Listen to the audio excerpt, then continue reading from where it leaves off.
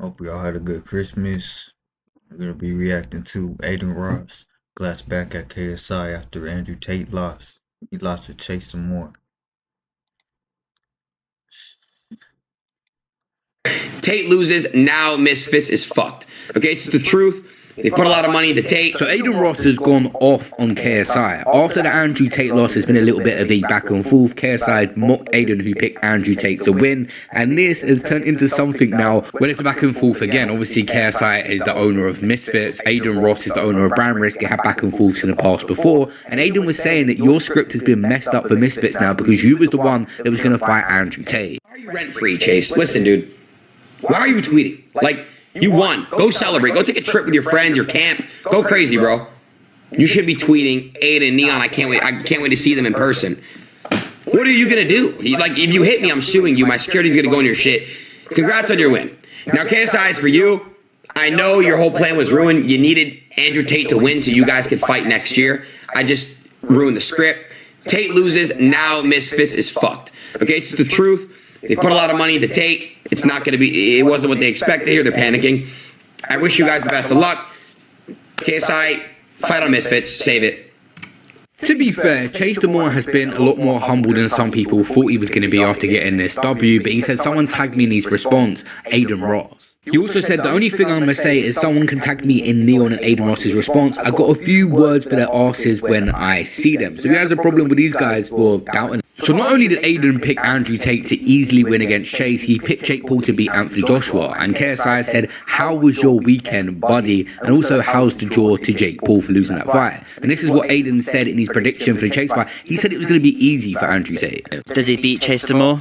Obviously. I mean, it's not going to even be close. I heard, I don't know if we can put this in there, but Chibu was fucking up Chase Damore in a spar. And that's crazy. And by the way, Chibu's an excellent fighter. Don't get it fucked up now, but that's fucking crazy. So, yeah, I mean, it's not going to be close. I mean, at all. Andrew's obviously going to finish him. And then hopefully we see Andrew fight KSI next. That's the one that everyone wants to see, for sure. Good. Would you go to that? I'll pull up to that one. You would come? I'll go to that one. It'll probably be what? Dubai, probably? I'll go to that. If they fight, I'll pull up to that for sure. That'd be a good one. You went to Dubai to meet him before, didn't you? I've been to Dubai. Yeah, the first time. That's right. I was in Dubai a few years back, so I'll definitely pull back up again for sure. I would love to. Mam's invited me to this fight next month, but again, you know, we're not gonna, you know, I'm not gonna go to that one, but I'll definitely go to one for sure eventually. Aiden's got that personality where he'd be trolling half the time anyway, but saying Jake Paul was going to beat Anthony Joshua, I think it's mainly because he was doing content with him as well, trying to keep him happy that he says things like this. Then that stream tour around the house led on to him saying he's got a feeling that Anthony Joshua was going to lose the fight and Jake Paul could get to it. You're just Raymond. Hey, Raymond. All right, so we're watching this Netflix shit. What, the Diddy shit? No, watching the fight. Jake, I think Anderson Silva got. Did you bet money on Jake? Hey, of course. Did you? I feel like I should. You sure? Do you know, Cheeser? I promise you, dude. I have a really weird feeling Jake's gonna win this fight. Wait, what's that multi? A 6X. Oh. Ask your chat. They're gonna call me retarded and shit. Did you bet a lot or mid? Be honest. Dude, yeah, I win like 300K if he wins. So you bet 50K. Jesus Christ. Yeah, dude, this is gonna be a good fight. Cheese, dude, trust. I might low-key do 5K. I don't know. Cheeser, I'm telling you, bro, he's gonna win. He beat Mike Tyson. Dude, alright, now you're just glazing. Come on. Motherfucker said he beat Mike Tyson. He did. Look, everyone knew that Anthony Joshua was going to win that fight, but it's the other one that was more surprising. Andrew Tate was by far the favourite, and KSI said, if I didn't lose, I would have won, after Andrew Tate addressed his loss in a long video. The problem with the video you're about to watch is Andrew Tate gave a 45-minute explanation on why he lost and just addressing the fight overall, and parts of that, as always with Andrew Tate, have been taken out of context here and there, but this is what KSI was responding to. I don't even know. I've not yet had time to process why he beat me. I got tired after the second round, and I don't know why. The first and second round, he couldn't touch me. If I didn't get tired, I would have won. I'm a better boxer, but I did get tired. Maybe it's ring rust. Maybe I'm too old. Maybe he's too heavy and he kept leaning on me. I don't know why, but he beat me. And let me make something else very clear to you. I have complete respect for Chase Damore. it would have been very difficult for him mentally, just like it was very difficult for me mentally. And for him to turn up on the day and get it done, complete respect to him. As long as I'm breathing, I'm not afraid of any of you. Fuck you. And if I can get up, I'm going to get up. I don't feel sorry for myself. I don't sit around hoping my enemies are going to have mercy on me. I don't mope around the house like, oh, please stop. Nah, fuck you. I'll get up. Kick my ass. I'll get up. That's why I'm top G. Not because I always win, because I always get up. Anyone I've inspired has made it all worth it. And if I could go back in time, knowing the result, knowing I would lose in front of the world, I'd do it again. We have got to the point where literally We see obviously the celebrations from KSI after Andrew Tate lost because they've had their back and forth in the past. Them two do not get on, but it. Man, KSI hating, bro. Like, who cares about? Man, I don't even care about KSI no more, bro. Like, I lost respect from that guy a long time ago. This guy's too much, bro. Like, I don't know. Why don't you fight? You know what I mean? He gets on my nerves now. Like, I don't mess with him. This was a little while ago, though. I don't watch YouTube like that no more, or like none of those YouTubers. So, but yeah. Is a bad thing overall for Misfits. I've got to agree with that because he was meant to be the new CEO of the brand. He's meant to have a couple of fights that was going to generate revenue for KSI's company. So it's a little bit of a bizarre situation. You have to give KSI his credit. He's got so much different businesses going on that it was good for him to have a break and someone like Andrew Tate be at the forefront of the company. But that's ended quite quickly. But what is next for KSI? Could he come back and compete? He's been mocking Jake Paul non-stop for losing to Anthony Joshua. Of course, they both lost to Tommy Fury. But the Jake Paul manager, Nikisa, had said he believes there is too far of a skill gap between Jake Paul and KSI for that fight to even happen now. Speaking of the future, and I'll let you go in a moment, I do want to know, as far as Jake is concerned, obviously he moves back down to cruiserweight. He's alluded to that.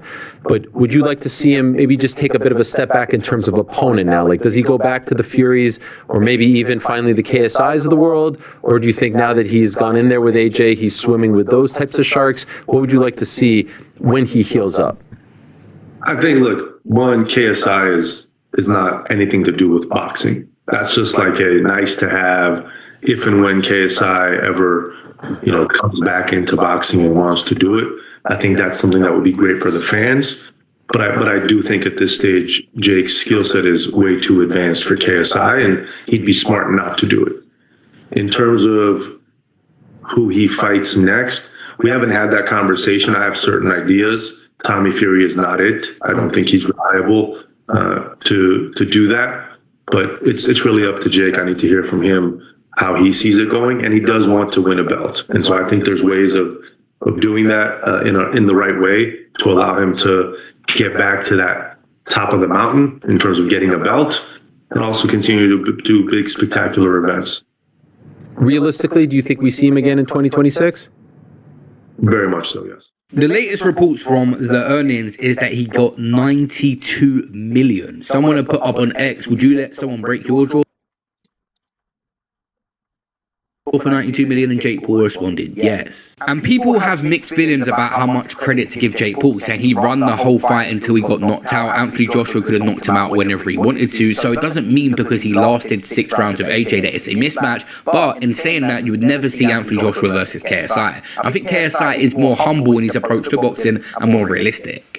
One thing I have to agree with Aiden Ross on is this was devastating for Misfits. Anytime you have someone that is a golden pay-per-view star and can generate sales, they're a massive part of the company. They thought he'd probably get through this first hurdle in Chase the More and go on to bigger and better things. And even if they give him a percentage of the company or 20 million, that's the same sort of thing. 20 million of the budget from a company is kind of an investment into you doing better things down the line. And 10% of the company, if Andrew Tate does own that, right now he's not the biggest asset after a loss. Probably not going to see him involved in the promotional stuff or even him fight again maybe. Andrew Tate did not rule out the rematch, and I personally think he should definitely do it. It suits his image so much more to get it back in blood, and many people become fans of him just for rectifying that. And Chase is definitely beatable. I think it's disrespectful for me to sit here after only fighting him 20 minutes ago, so we're talking about rematches. It's his win, it's his day. We can talk about rematches later. For now, Chase is the champion. He beat me fair and square, and I think it's good. Build a website you love. Boxer Derek Chisora spoke a little bit about this, but I do think there is a chance here that Andrew Tate completely underestimated Chase Moore. When you look at, and he's released so much stuff from his camp, it's all his friends he's sparring with that are not really high-level boxers that he's going to learn from, and he brought in his kickboxing coach that he's been loyal to throughout his career, rather than a straight-up boxing trainer. Maybe Andrew Tate just thought his experience was going to be enough for Chase Moore, but obviously there was a Andrew Tate getting beat last night. Did he get beat last night? He lost. I believe he didn't have the right training coach. What? What do you mean? Whoever was training him was shit. I mean, whoever trained Andrew Tate for that fight was a fucking shit coach. He's probably right. You know what I mean? And since he was doing it with the same coach, training with the same coach, I mean, he was doing kickboxing, you know. He wasn't doing boxing back then. He was doing kickboxing. So, you know what I mean? I noticed when I was younger, I don't watch him like that no more. Like, you know what I mean? When I was like 17 or something, or like 16. But like, when I was watching him, like, when he was sparring fight, bro, he was kicking people. You know what I mean? I think that's his best. That's his best hit right there, is when he kicked in kickboxing, not boxing. You know what I mean? He only used his hands in boxing, right? So, you know, he wasn't used to this doing the hands only. You know what I mean? He was bat and then kick. You know what I mean? So, I don't know. Same kickboxing, whatever. You know what I mean? When it's just boxing, I think, you know, it's a disadvantage, you know? Plus, the legs have more power, so yeah, he was always good at the legs, is what I remember. So yeah, and he's an old fool, but you know, he lost. I'm surprised he lost, though. Not gonna lie. the level of competition he was facing had been memed for weeks about how terrible a fighter this guy was. No, that guy's no terrible fighter. That guy's a fucking big motherfucker, man. He's got long arms. It's just awkward. As for Andrew Tate's team, it seems like the people closest to him and around him are generally baffled that he lost. They was 100% confident going in, and they were saying he was sparring good, everything was looking great, but was that judgment actually coming from boxing coaches or people at an elite level in this sport, which Andrew Tate had the money to pay for? Well, pretty strange morning, to be honest. Hardly slept last night, as you can imagine. Chase Moore versus Andrew did not go. I mean, I'm shocked. I am shocked. Having been there pretty much every single day for this fight camp and training camp and been a main sparring partner and worked with Andrew, he was in phenomenal shape. Not just phenomenal shape, but his timing was good. He was lighting me up when we were sparring. There's plenty of footage of it online as well. It just shows time away from the ring and age are such major factors in this game. And I've been around the fight game 20 years, and I've seen so many fights. I sit cage side at Octagon every month, twice a month, and watch 20 fights live. Obviously, kickboxing is what Andrew Tate done. This guy said he sits ringside at Octagon. He was in camp with Andrew, but in boxing is completely different. The conditioning is involved, and obviously Andrew Tate gas tanked when, so part of this was preparation on why he lost, not just skill. Age is a real thing. And if you watch that fight back, it was sloppy. There was lots of sloppy work in the later rounds. If you watch the first round, Andrew was pretty much picture perfect and did exactly what we wanted him to do. And as the fight continued and went longer, I think the grabbing and the holding and the weight and all those factors started to play in.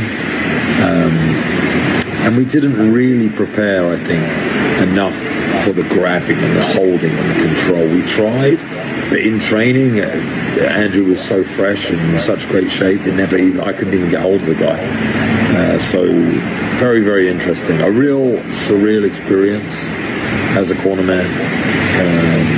I was supremely confident, and I mean supremely confident going into the fight. Felt amazing.